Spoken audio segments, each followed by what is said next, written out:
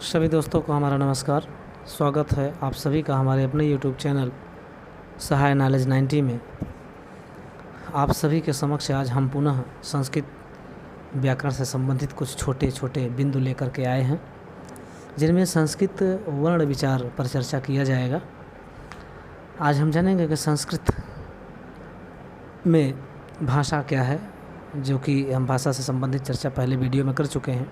तो भाषा किसे कहते हैं, वर्ण या अक्षर किसे कहते हैं और वर्ण या अक्षर के प्रकार के इतने होते हैं।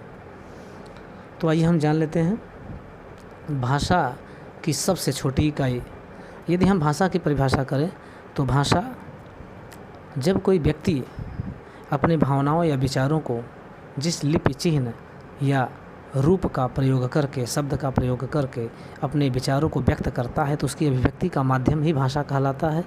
यदि वह अंग्रेजी भाषा या अंग्रेजी की लिपि या हिंदी देवनागरी लिपि का प्रयोग करता है तो वह हिंदी भाषा, अथवा संस्कृत भाषा। यदि संस्कृत भाषा का प्रयोग कर रहा है तो संस्कृत भाषा, अंग्रेजी भाषा का प्रयोग कर रहा है तो अंग्रेजी भाषा सामान्यतः।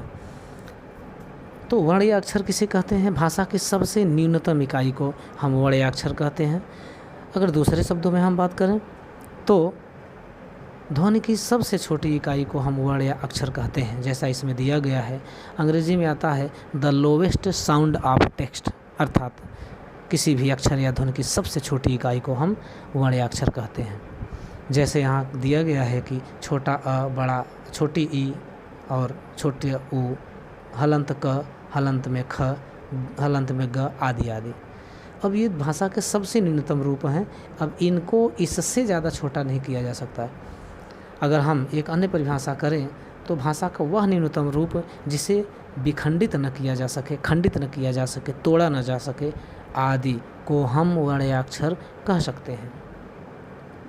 सामान्यतः वर्ण या अक्षर एक ही चीज़ होते हैं। यदि अगली कक्षा में हम देखें तो लक्ष्य सिद्धांत कौमुदी BA पार्ट 1 में जो पढ़ाई जाती है तो लक्ष्य सिद्धांत कौमुदी में वर्ण या अक्षर पर भी भेद किया गया है कि अक्षर प्रायः न्यूनतम स्वरवर्णों को कहा जाता है और वर्ण प्रायः न्यूनतम व्यंजन वर्णों को कहा जाता है, अर्थात हलंत क, हलंत ख, हलंत ग आदि वर्ण कहे जाएंगे। और वर्ण के प्रकार की अगर चर्चा करें तो वर्ण प्रायः 2 प्रकार के होते हैं, जिसमें पहला स्वरवर्ण और दूसरा व्यंजन वर्ण होता है। स्वरवर्ण वे वर्ण होते हैं जिनका उच्चारण स्वतः होता है, अर्थात जिनके उच्चारण में किसी अन्य वर्ण की सहायता नहीं ली जाती है, जैसा कि इसमें दिया गया है।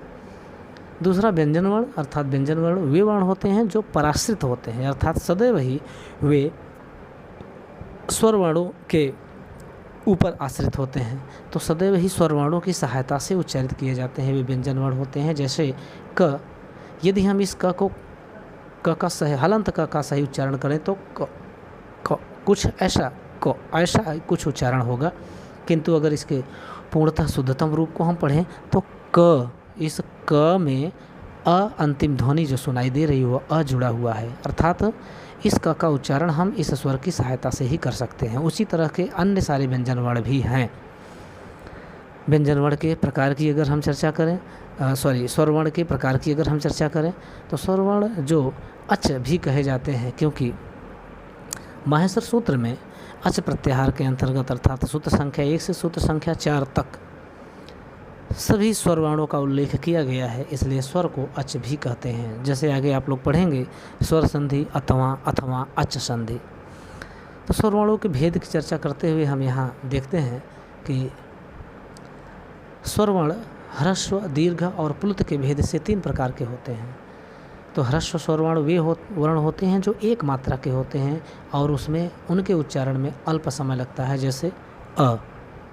उसी तरह दीर्घ स्वरवर्ण 2 मात्रिक होते हैं और उनके उच्चारण में अल्प समय, ह्रस्व अ की अपेक्षा 2 गुना समय लगता है, जैसे आ, अर्थात अ से 2 गुना समय लगा।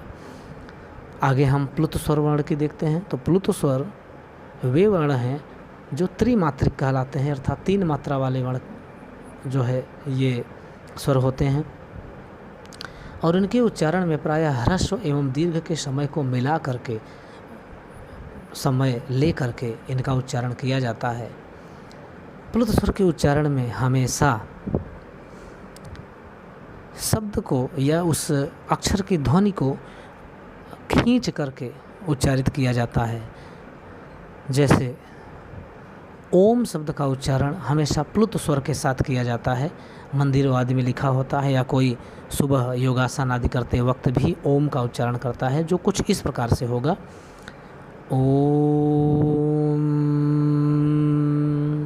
अर्थात इस म के अंतिम ध्वनि को जब खींचा गया तो ये खींचने की प्रक्रिया है ही प्लुत स्वर कही जाएगी।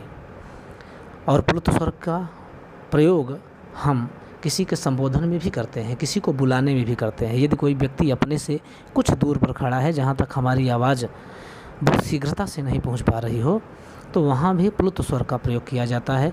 जैसे 200 मीटर की दूरी पर कोई व्यक्ति खड़ा है, मान लीजिए रमेश नामक व्यक्ति खड़ा है, और उस रमेश को बुलाने के लिए हम केवल ए रमेश इधर आओ, तो शायद वह नहीं सुन पाएगा।